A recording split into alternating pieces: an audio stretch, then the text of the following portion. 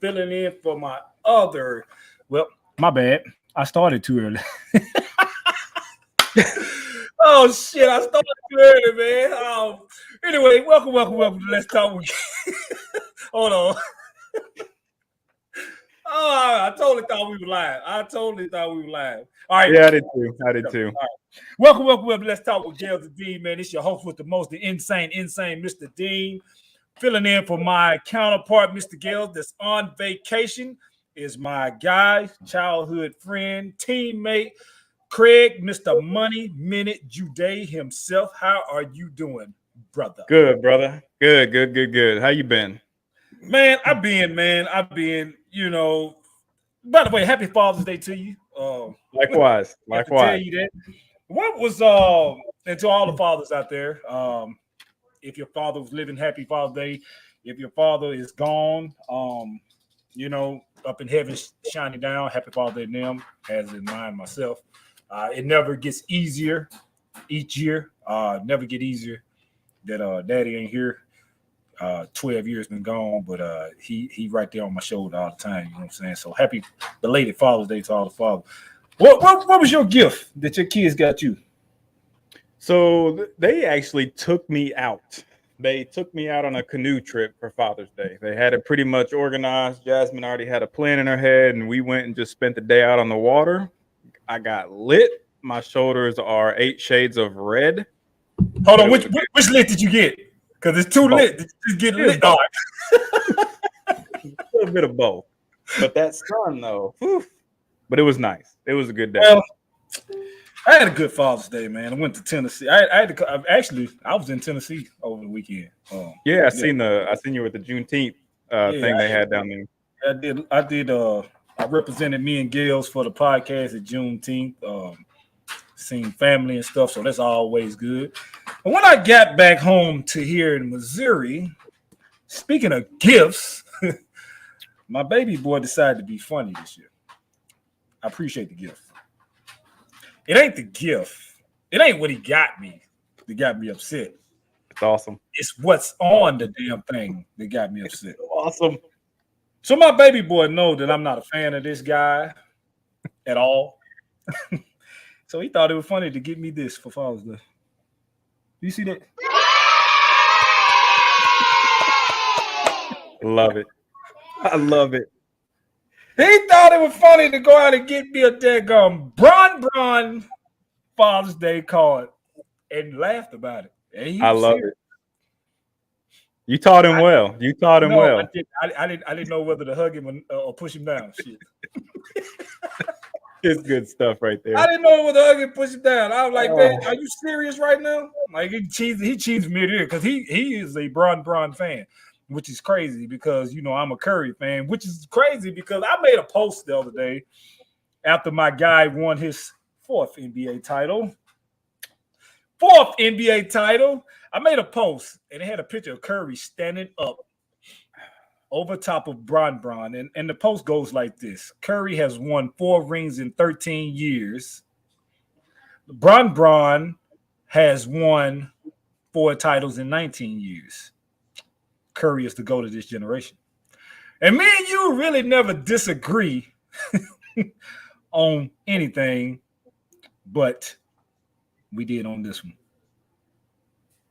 Indeed.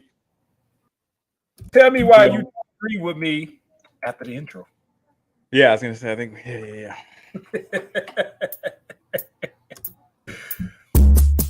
Whatever our producer doing after the intro, I said.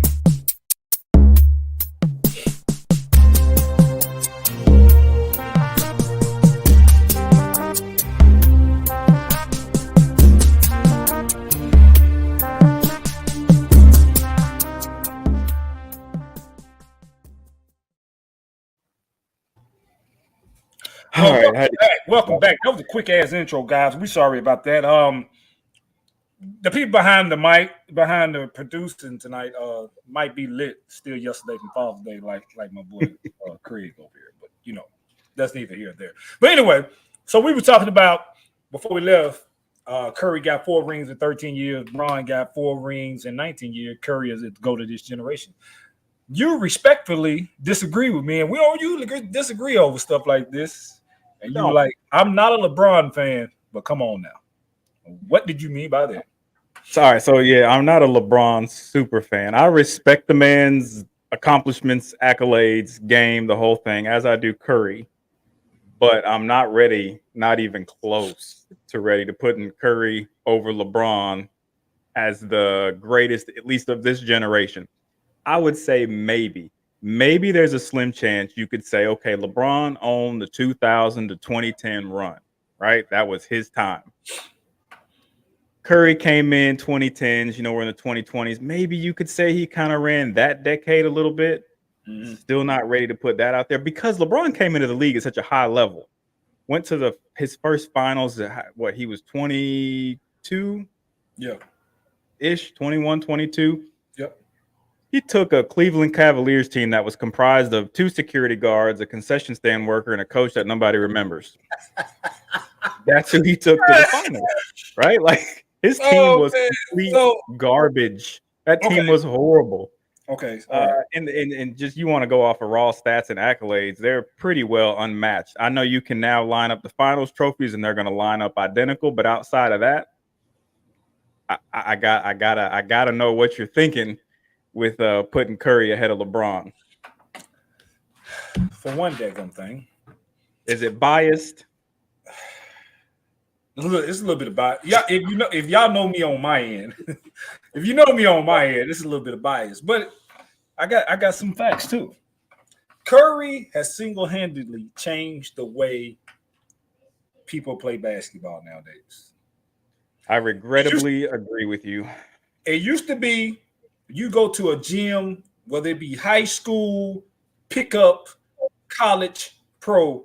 You went to a game to see somebody get posterized. I get that to Bron, but that was way before Bron. We got to give some of that to Mike. You got to give some of that to Vince, Sean Kemp. But that's what you went to basketball for. Then AI and them came through, and it was to put you on the skates.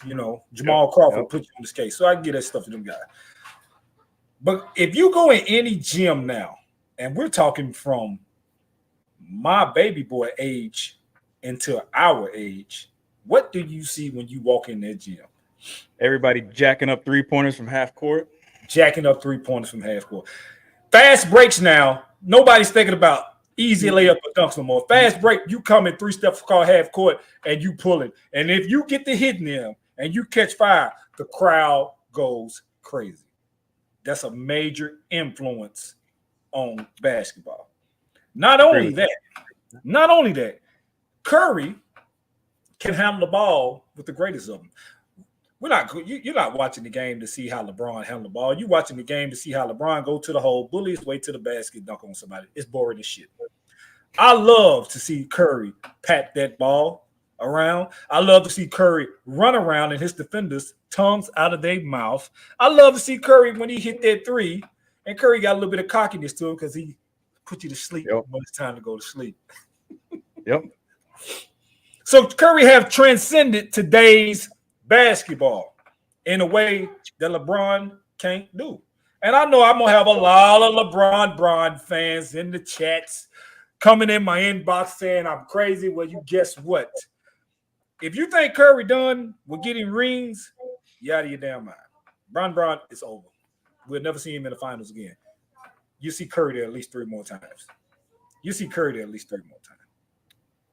I think we're going to see Curry, but I don't doubt we see LeBron only because I think towards the tail end of his career, he's going to do what he's got to do to get to that finals, even if that means leaving the Lakers. Guess what? He already trying to do that. You know who LeBron said on his show, the shop that he wants to join? LeBron, was it Golden State? They asked him who you would like to play with. Was it Golden State? Golden State.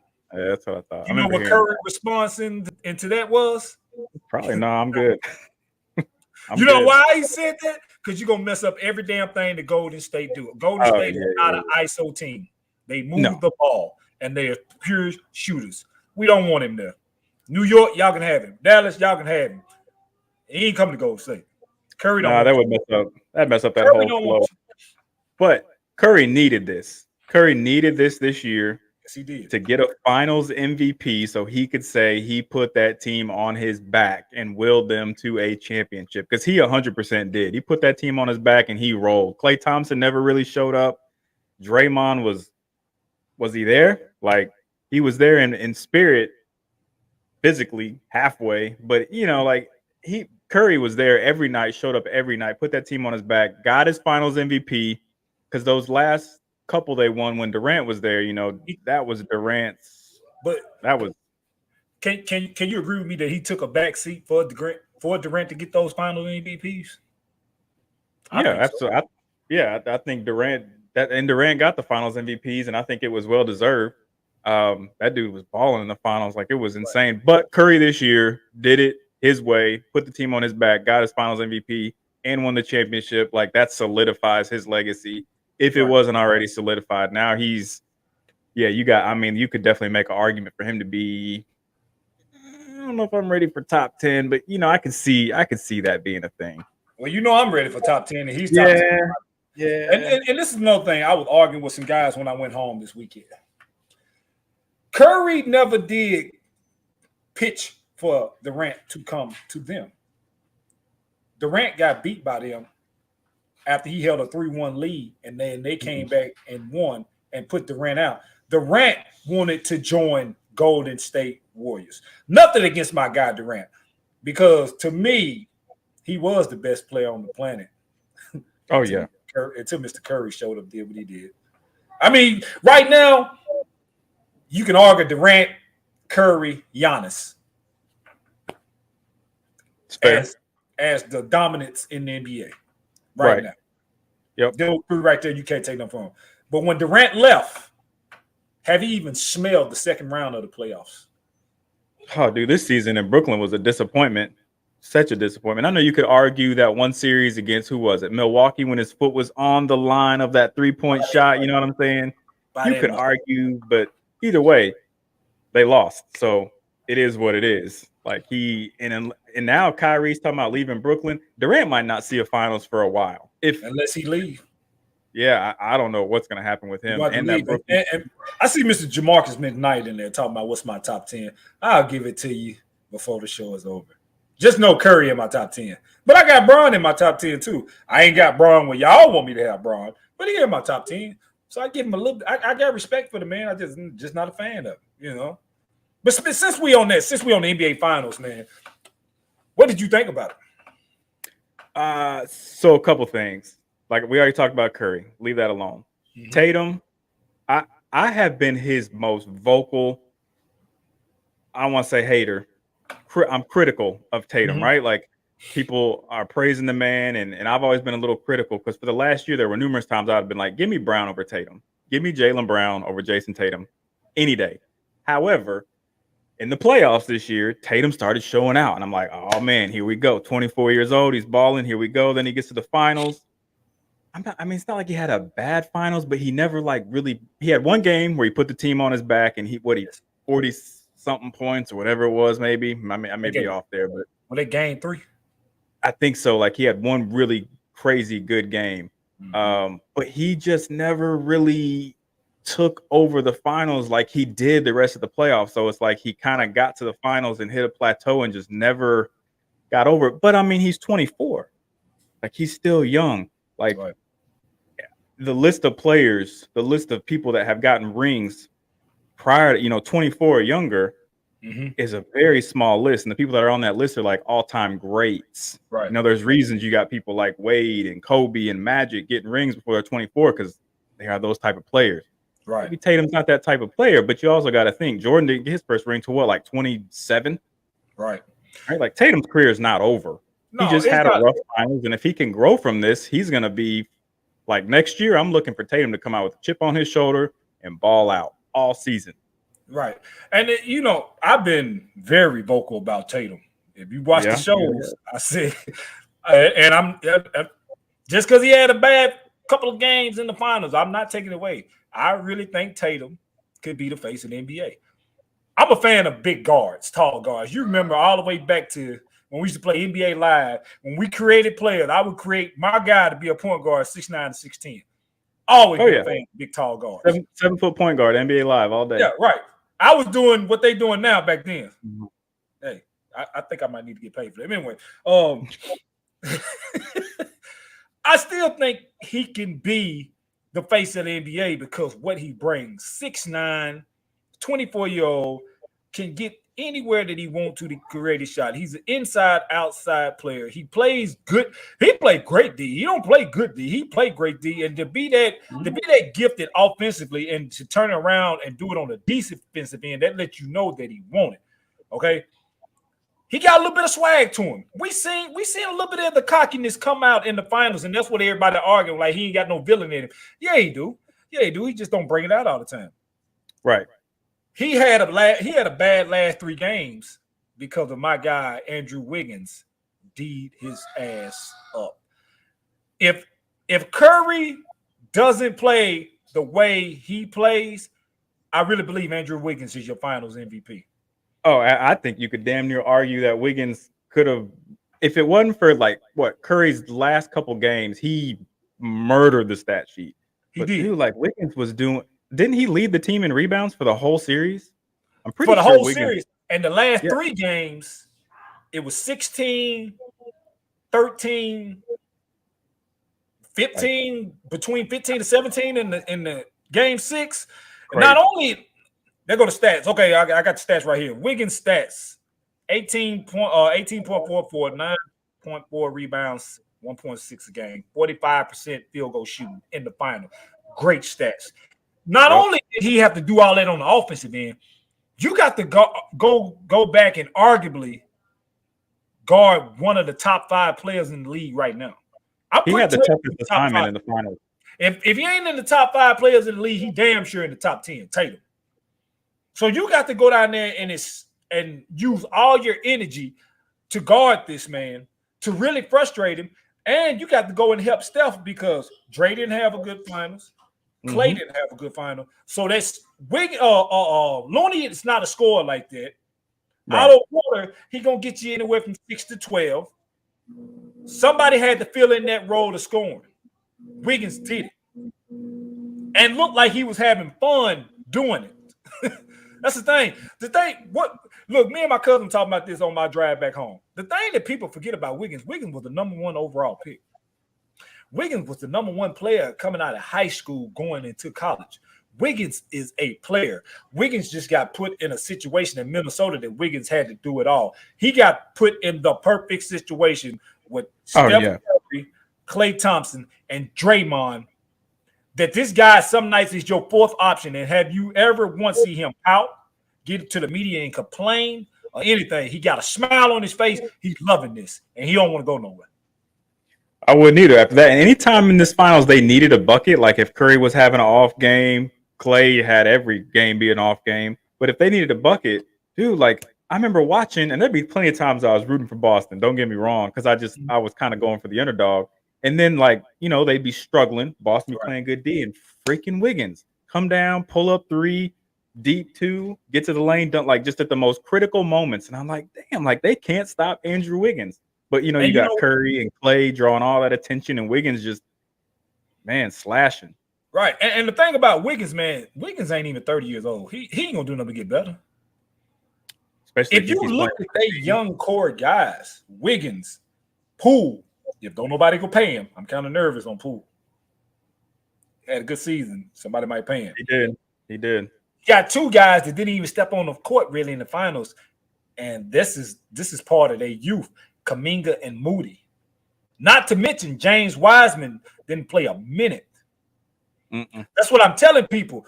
Wiseman wasn't even healthy. Think if he had been healthy, it might not have even been a close run for them to the final. I already had them picked going in the damn way. I picked Golden State in 5 against Boston. Right. Wiseman played 7 foot, athletic. He's not your average 7-footer. 7-foot athletic, can step out there side and hit the 3. He can guard 1 through 5. He can dunk the ball. He gonna get you block shots. So they didn't even have all their players. But I ain't taking nothing away from Boston. Look, I'm gonna tell you what. The one thing I think Boston need, they got to go get a for real point guard. They're gonna need a big man too. Outside, I mean, I know what's I can't think of his name. Guy with the dreads that can jump through the Robert roof and Weed. he's Hey, huge. let me tell you something about that guy right there, man. This dude was changing the game at the defensive end, and his knee is 60%. He was still out there. He out there on the torn meniscus. But when you came to that rim, nothing. Robert Williams is a player. That dude is good. He gonna come back next year healthy, man. But they're gonna need some because Boston is never gonna get that kind of production out of Horford again. Dude's knees are like what, 55? That was it. That's it. He put it all out on the floor. That was all he had left in the tank. That's what they're gonna have to get something. Boston, I don't hate Boston. I like all those guys. I hate the flopping shit that what is his name? With the green Marcus damn hair. Oh my god! Yeah, like he get fined $10,000 every time he damn flop. I'm like, dude, you weigh 235, 40 pounds, and you're flopping. But one thing about him though that has impressed the hell out of me, I know I'm not supposed to cuss, pay the man, all that stuff, but like his point guard skills in the finals, I was super impressed by that. I've never known him to be a point guard that has that type of, I don't know, some of the stuff he was doing with the ball and moving the game in his direction, like that surprised me. I didn't think he had that in him, but he surprised me with that. They still need a decent backup because I don't think that backup they got, he's pretty quick, whatever, but he's just, he ain't really a threat.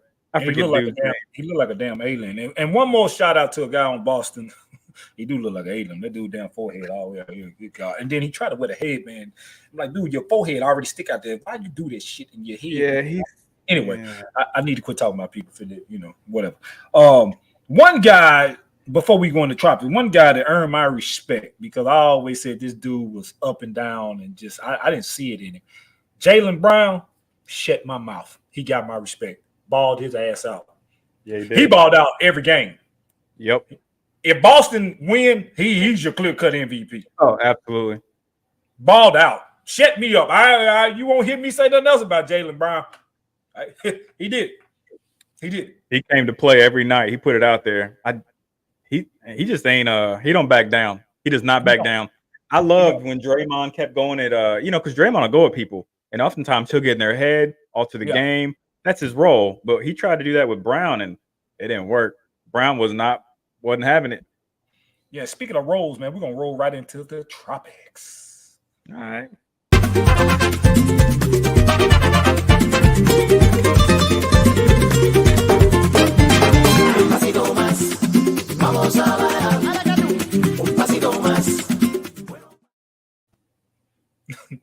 Hold on, man.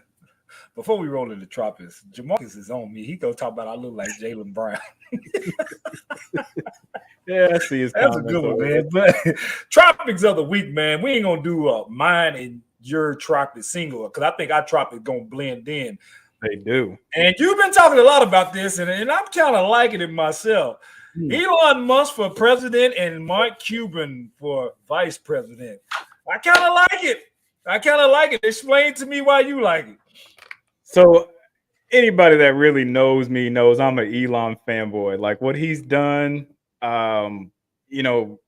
he deserves every bit of money, credit, fame. Like he's revolutionized so many things that people don't even realize. He really kind of created electronic banking.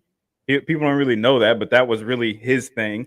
Everybody knows about his stuff with Tesla, SpaceX, whatever. I follow the guy on Twitter, and he's just real, dude. Like he calls out these politicians. He used to be very, very left, very democratic type of guy, and but the extremism and some of the left. Now he's a little more moderate, and he'll just call these people out, like right. And for example, there was this EV summit where all these car companies, GM, Ford, whatever, go to this EV summit to like show off their EV vehicles, save the climate and all that type of stuff. Mm-hmm. Guess who wasn't invited? Elon damn Musk. You know who sells more EV vehicles than anybody? Elon damn Musk. And he's like, what the hell? Like you got GM who sold like 200 EV vehicles this year. We sold 200,000. I ain't get an invite. Like, but it's because he calls these people out. So I'm all Elon 2024 and his running mate. I'm gonna let you introduce his running mate. His running mate is a man that ain't shy for the camera. Will talk shit with the best of them. He don't care if it was Mike, LeBron, or Kobe. Mark Daggum Cuban. If you don't like Mark Cuban, you crazy. I mean, I like Mark Cuban, and I'm not even a Dallas Mavericks fan. It's just the shit that Mark Cuban do. It feel like that's some shit that I would do if I was the owner. Well, I ain't nowhere near being a billionaire, but I'm telling you, Mark Cuban. But the thing that I like about Mark Cuban, he's a billionaire that don't act like a billionaire. You see Mark Cuban, you're gonna see him dressed like something like me and you got on. Mm-hmm. He don't act like it. He's never too good to interact with the fans at the game. He ain't never too good to interact with a kid on the street. Hell, he went and got Delonte West and got him help. How many athletes have been on teams that, fell off and, went into drug abuse? You ain't never seen an owner reach out and go help them guys. Mark Cuban done that. And like my boy Jamarcus said, man, and I got to agree with it, a lot of money shit going on. Those two guys right there, they got the money. And they calling these politicians out on this stuff, inflation, whatever the fuck you call it. And then the gas prices, they talking about dropping all this shit. These guys got money. They don't want to take our damn money. Yeah, and like when you got people like that, Mark Cuban, Elon, which this is a fantasy, right? Like the odds of them running for president, probably never going to happen. But when you got people like that running for president, like billionaires, you can't buy a billionaire. They don't need your money. Like you're going to buy somebody who's got $250 billion. You're going to throw him $2 million to support a cause. Like he's going to look at that and be like, bye. Like, get out of here. Well, I mean, with the last two damn dumbass we had in the White House, why these two can't go on and get in there? I wish they would. And like what Cuban did. You saw it because we were talking about it earlier. Like Cuban is fighting the pharmaceutical industry, which is complete, like it's a fleece game. Like the markups on some of these drugs and what insurance companies are doing, it's a joke. I worked in that industry for a long time. It's horrible. He has started an online pharmacy where you can get life-saving, just common medications and just does a standard 15% markup and that's it, instead of 9,000% markups where then insurance companies come in and say, oh, we'll save you 800%, but you still got to pay us $200 for this medication. This man's selling them on the internet, no insurance for like $10, $5, $6. Right. And then he put something out on Twitter just the other day. He's adding like I think upwards of 1,000 new medications he's planning to add this year. Mm-hmm. Like, dude, this could be a game-changing thing for so many people, especially diabetics, high blood pressure. Like, he's going to save a lot of lives with this. Right. And, as you can see on our screen, what was put in the chat, I'm not going to read all that shit because it's too much and some of those words are too damn big for me to read. And I'm not going to get stuck on there not knowing how the hell to pronounce a damn word for y'all to laugh at me next damn week. So just read that shit that's up there and you take what you want to take from it. But back to Mark Cuban and the shit, you know how important insurance is, and a lot of people don't have insurance. So a lot of people miss out on a lot of meds and stuff because they don't have insurance. This shit would be so huge for them if he did this. You know what I'm saying? So that's what I'm saying. Like you said, it's a fantasy to wish these two would run, but with the dumbasses and shit that we got in politicians and stuff now, why not? Why Why not? No, I'm not gonna read that, Jamarcus. You just want to laugh. And since we on stuff, that's right down your alley, man, we finna hit y'all with a money minute by my guy, Mr. Craig. What you got for the money minute this week, man? All right, so for those of you who follow or maybe don't follow, the markets have just really been, for lack of a better word, in the shitter. Pay the man. And most people probably know this. You catching up with me. Yeah. So my advice to people, right? Like it keeps kind of going down, and I think we're gonna see some further down movement in the next few months, followed, in my opinion, by some just sideways movement. But I keep hearing about people trying to catch the bottom, buy the dip at the very, very bottom. That's impossible. Like the timing that you got like a better chance of probably being hit by lightning than you do of catching the exact bottom. So if you're looking to do some long-term investing, all I'm going to say about long-term investing is everybody knows Warren Buffett, right? Billionaire, one of the best investors to ever step on the planet.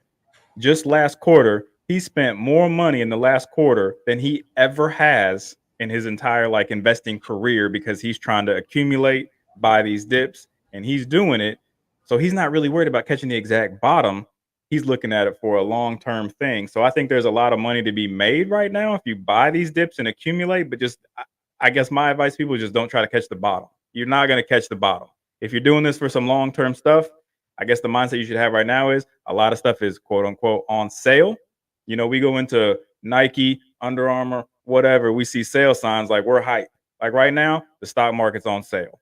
And if you're looking to do some long-term investing, I think now is a good time to maybe do some buying. Not saying it ain't gonna go lower, but if it's a long-term picture, you're not thinking just the next year, the next couple months. You're thinking legitimate long-term. Warren Buffett, I'm gonna say he's smarter than me, and if he just spent a whole bunch of money, that's some smart money that was spent. So I wouldn't be too afraid to follow that money. And that's why I got you for my homeboy on shit like this, because you know I'm starting to, you know, I want to catch up with this. So it's good to have guys like you that's good friends that can help me with this shit. You know what I'm saying? And Warren Buffett, if you out there, I know you probably ain't looking to this, but anybody that knows somebody, send this clip to him about my guy Money Man Craig. I think Warren Buffett might want to do business with him. Yeah, I'm putting that plug. I'd probably accept a job offer from old Warren. There you go, man. Hell yeah. And since we on money, since we talk about money, man, we're gonna transition. Since we talk about money, man, we're gonna transition back over to sports, man. Do you see some of these contracts some of these NFL players are getting? It's like the longer they hold out, the more they get paid. Man, that deal that your boy, which he's worth, that deal Aaron Donald got. Man, massive. Yeah, I mean, you got to pay him after last season, though, right? You got to pay him. But then Von Miller go a couple of weeks after and got a massive deal. Not an Aaron Donald deal, but it's massive. And how old is Von Miller? Von a little younger than 33. Well, he got a pretty good, in my opinion, he got a pretty good contract for his age too. But you know that age in football, that's old. Right, yeah, exactly. So I think he got a pretty good contract for his age. Good contract, man. But at this thing though, Von keep himself in such tip-top shape, man. It's crazy. Oh, yeah. But you know, now you got Von Miller just got paid. You got Aaron Donald, of course, that deserve to get paid. My Tennessee Titans. Hey, you got what you gonna do with Big Jeff? Come on, man. They got to pay. Big Jeff is worth every penny of what he gets, and which should be a pretty penny. I agree. It's just, man, the Titans spent. I saw a thing the other day. Like, is Tannehill the highest paid quarterback aside from? Well, is Deshaun the highest? Tannehill's right on up there. Tannehill right? Needs to turn his heel down in the damn dumps. His sorry ass. I don't hate Tannehill, but I'm like, is he worth that much cap space? Man, I can't stand Tannehill. Tannehill is the reason why I had to sit and watch Cincinnati Bengals go to the damn Super Bowl. Y'all came in and did what you came in and did what you're supposed to. You got a sorry ass quarterback throwing you picks. You capitalized over and win the game. I ain't taking nothing away from them. But Tannehill can suck. Yeah. A lot of money spent on him, and I don't know if it's money well spent. Speaking of Cincinnati, and I'm just going to throw this out, and we can come back to this. But I think Joe Mixon's going to have a breakout year. And the reason I think he's going to have a breakout year is because now Burrow is going to be getting a lot of defensive looks, attention. They're going to be worried about that pass, and I think Mixon can have a breakout. Right. He's already good. You know. Yeah, right. And back to Von Miller, he's 33. His contract was $120 million. So that's a lot of money in Buffalo, which is gone. That defense in Buffalo was already scary. They're going to be tough. You add this monster along with that freight train they got over there, daggum quarterback. That's a big dude to be moving like it. Josh Allen ain't no small dude. 6'5", 265. That's a big ass dude, man. And I was hard on Josh Allen coming out. I didn't think he was that good. Just like Jaylen Brown, got my respect. And we got to play them. We got to play them. Like that's a and you play him in Buffalo? Super Bowl. Huh? You play him in Buffalo? Yeah, we go there this year. That's tough. It's gonna be tough. And then to get to the Super Bowl, you got to go through Buffalo, or you got to go through Kansas City. Titans schedule this year is no joke. No joke. They got a rough schedule. And then we get rid of AJ Brown for some bitch who can't even stay on the field for 2 minutes. Yeah. Let's see. I hope and pray that he pan out. I hope this is just early season stuff. But if not, John Robinson got to go. John Robinson got to go. Yeah. And then I don't know. I'm still worried about Tannehill. Can Tannehill freaking get that guy the ball? And then if Tannehill can't throw the ball, what's it going to do to Henry's longevity, Henry's career? Are we going to waste his prime? I don't know. I'm just not. I don't have a lot of high hopes. But then again, you're talking to a Lions fan, so I'm just used to constant disappointment. So that's always at the forefront of my mind is just more disappointment. Speaking of the Lions, though, I think that Coach Dan Campbell, I ain't gonna say he gonna get them over the hump, Super Bowl contenders. I think he can get them over the hump to get some wins and possibly a wild card. They played hard last year. They might was getting beat, but they wasn't getting blowed out. He got them playing hard. He got them playing hard. That dude is a passionate coach. And you know, that's the thing, man. When you got a passionate coach and your players see that you really give a damn about them, they gonna play hard for you. The talent ain't there, but they gave it everything they got. But they picked up, you know, they got some little stuff in the draft. We see. I'm gonna give them 7 to 8 wins this year, possibly 9. Might make a playoff run. Jared Goff, you know, what's he going to do? But I look at him the same I look at Tannehill. Sometimes they have great games and look immaculate, and then it's like the next game, it just the consistency is just not there. But the freaking paycheck is there because Goff is also one of the top paid quarterbacks. If I remember right, he's on up there. And since we speak of high paid quarterbacks, your boy, Denver, what's his name? Russ. That's nice. You think they're gonna do something? I like Russ. I've never not like Russ. Right. I think the Broncos got 2 young stud receivers. They were just missing quarterback. Look at Mr. Knight. He's funny. Oh yeah, he's just a funny dude, man. But I'm gonna transition over to the college game. Enough about the NFL. Is college football ruined by this transfer portal? I go back and forth, and I think we could argue about this for the next hour if we really, really wanted to. Like, there's a lot of good coming out of it.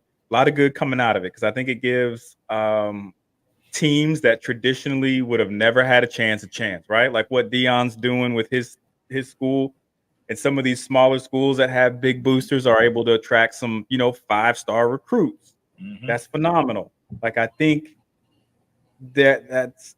I like when it evens out the playing field a little bit. I'm all for the competitive levels coming a little bit closer together.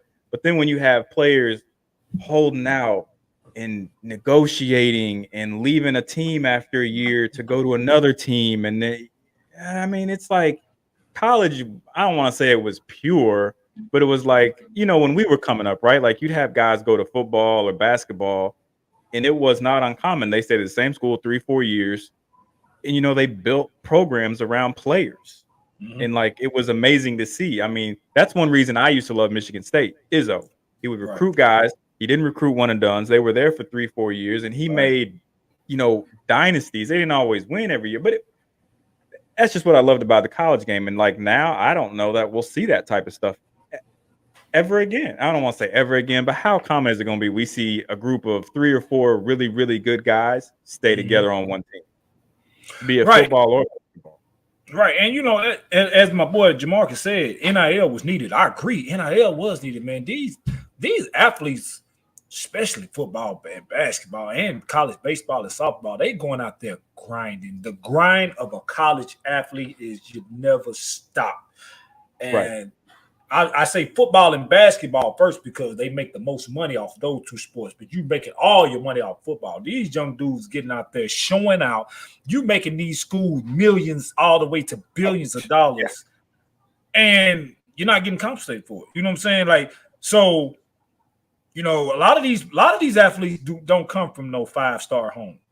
All right. A lot of them come from poverty, and I tell anybody in a minute, man. If I was offered me 10,000 back then, shit, I'm taking it. You weren't gonna worry about it. You offered me an Escalade.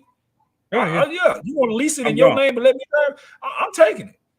You know what I'm saying? I'm taking it. Like, cause I didn't come from that. What you saying? Baskin Robbins sponsorship. Yeah. I know why you said vanilla. Anyway, so I mean, now that it's even though like NIL, that's what they call it now. This shit been going on for years. It was just like athletes. If you was an athlete of the athlete, if you was your Reggie Bush, your Matt Liners, your Ricky Williams, your Derrick Henrys, the list go on and on. If you was those type of names, oh, you was paid. Best believe you were paid. Yep. You just couldn't come out with it. You right. just couldn't come out with it.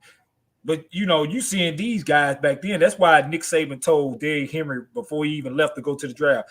He posted a picture of his Dodge Charger sitting on like 26 rim. Nick Saban like, take this shit down. Because Derrick Henry grew up in a poor part of Jacksonville, but you got this brand new car with these big rims on it, and you post it on your Instagram. Gonna bring too much heat to the program. Take that damn picture down. Right. So, I mean, it's been going on, but like now it's just out there. But now the player, the athletes got the leverage. Okay, you got this one guy over here. You're a quarterback in your mind, but you got the skill of athlete. So you at Alabama, they like, well, we're not even Alabama. Not even Alabama. I ain't gonna take that. So you at say you like at Arkansas. All right, in Arkansas, they want you to play quarterback, but be a pocket passer. That ain't your game. They're gonna give you $2 million. Well, Alabama said you can come over here and be a wide receiver, and we're gonna target you 10 times a game, plus we're gonna give you $8 million. Because Alabama got more money. Well, Alabama really, Alabama and Arkansas on the money scale is big because Arkansas got oil and Jerry Jones money. Right. But I'm just using them two schools because Alabama is the upper echelon in Arkansas right here. So that player going to turn down that starting quarterback position because you want me to be a pocket quarterback. And I'm going to go to Alabama and play a wide receiver to my quarterback that's already making what Bryce Young, they said he close to like double digits in NIL money now. Some shit like that. Crazy. But I'm willing to take a back seat to a quarterback that's making double digits, but I'm still making 8. So, yeah, I'm going to go and do that. So the players got the leverage now. Like you said, you don't like your situation. All right, well, I'm going to sit back and I'm going to go out here and talk to all these old school. Money talks, bullshit walks. We all know that. Right. I mean, yeah, definitely pros and cons on both ends. That's what it is at the end of the day. And I guess it depends who you ask. If you ask a college sports purist, old school, type of fan, they're going to hate it, right? They're going to hate everything about it. But so I'm kind of on the pros and cons with it. I like that the players have some ability to get paid, make some money, but it kind of sucks when we're not going to see dynasties built over long periods of time, which I always loved, You think about some of the teams that were put together at Duke, Michigan State, Kentucky, a lot of those guys were staying 2, 3, 4 years and they built entire dynasties around those players. We'll never see that type of stuff again, but I also like the fact that it's brought the competition levels closer. You're not seeing schools just get, at the Alabamas of the world ain't blowing everybody out anymore. And I think those lines will continue to come smaller. Right, I'm seeing something in our back check. Everybody can't see our back check, but we can see it. And they say, can we stop just playing and make sports separate from school? I don't know. Because that's what sports is part of the universities. Football is a god when it comes to college. You know what I'm saying? I don't know if you can do that. I don't know if you can do it. That's tough. Sports, I mean, that's funneling money into the university. That's paying people's paychecks. I'm sure, I don't know how that would work. That's a tough one. We got to get some experts. We got to get some experts on here for that one. That's tough. I don't know how that would work. Financially, I don't know how that would work, but I don't know. That's a new one for me. That's a new one, man. Like, we got to wait till Mr. Gales come back, and talk about them right there. Yeah, but, so the NIL deals, we still on it. The NIL deals, like, I don't mind for a player that's proven you go, you make that money. Now they paying these kids out of high school that ain't played a down of college football. Yeah, these kids in high school are already making 6 digits. Oh, yeah, they get Why me and you busting ass to do what we gotta do, and we ain't nowhere near that. These dudes are still like they say these athletes out there in Texas, they already like in high school, 11th, 12th grade, they signing chicks. Like they're good.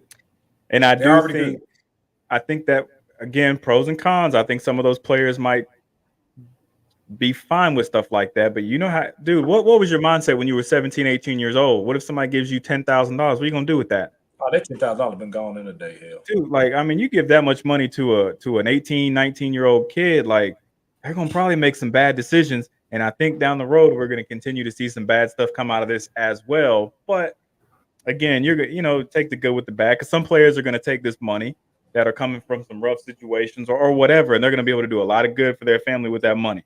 Mm-hmm. But if you have some kids that you're talking about, Derrick Henry had that car on 26-inch rims or whatever, like you're going to have some kids blowing through some money and making some bad decisions financially, right? And then they're going to go to college and already have spent their money, maybe not make it, maybe get cut, whatever, and then what?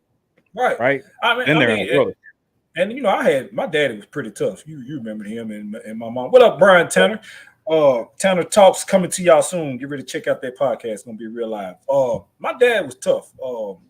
My mom, she was smart, kind of pushover. She was still a smart woman.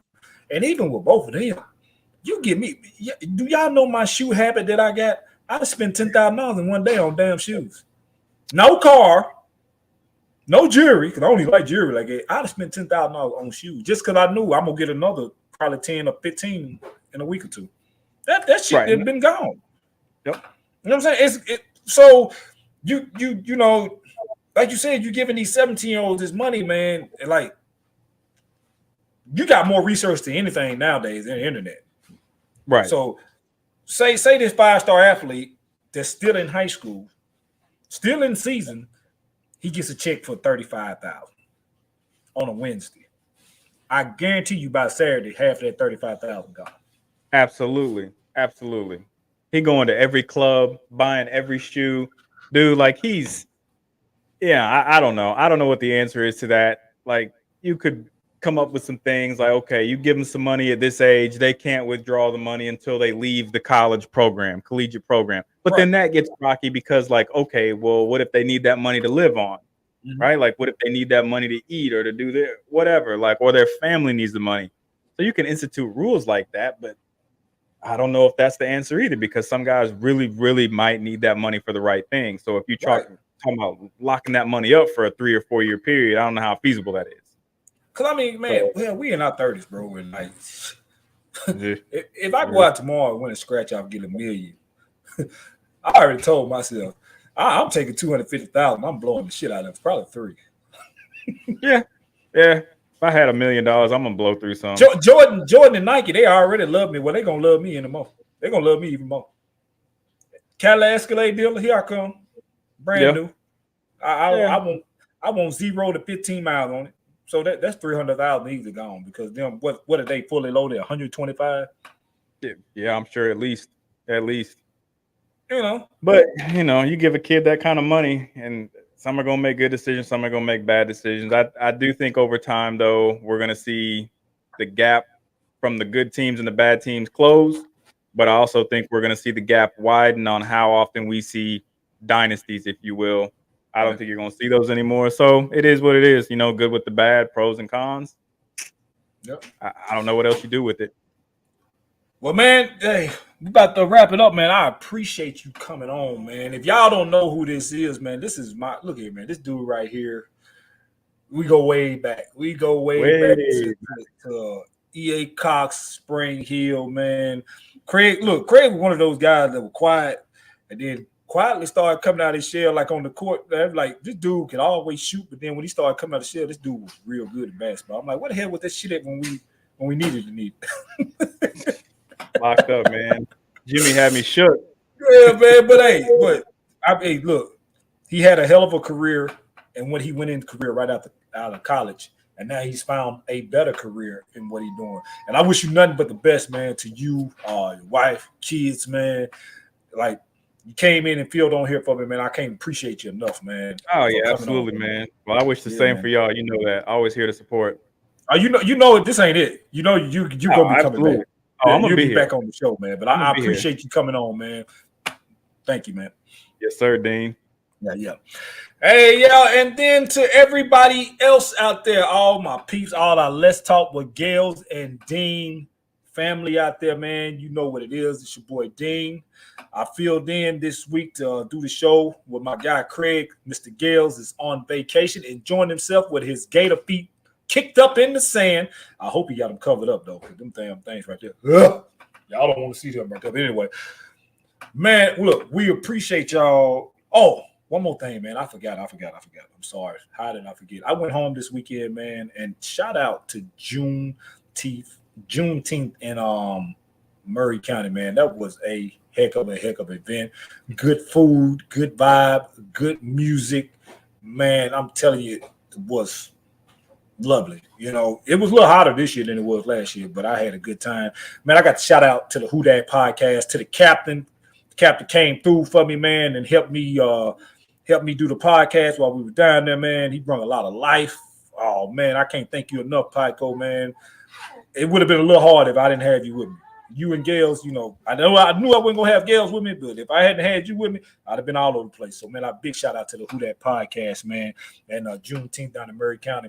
Until, like I said, to our fans out there, man, I thank y'all from the bottom of my heart, tuning in to us every week, interacting in the chats, man. That's what keep us going.